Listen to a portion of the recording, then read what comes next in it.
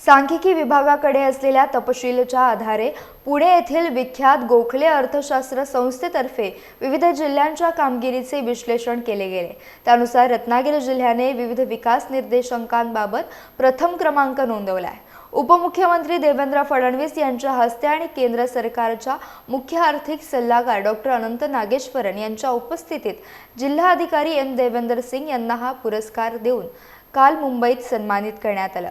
जिल्हा सामाजिक आणि आर्थिक समालोचन आधारावर 54 निर्देशांकांची माहिती जिल्हा सांख्यिकी कार्यालयाकडे मागवण्यात आली होती। त्यामध्ये विशेषतः 1000 व्यक्तींमध्ये जिल्ह्यात असणाऱ्या रस्त्यांची लांबी, पक्क्या घरांची संख्या, बँकेची संख्या याबाबत निकष होते। या माहितीच्या आधारावर पुण्यातील विख्यात गोखले अर्थशास्त्र संस्थेतर्फे विविध जिल्ह्यांच्या कामगिरीचे विश्लेषण करण्यात आले। यात रत्नागिरी जिल्हा अव्वल ठरला आहे।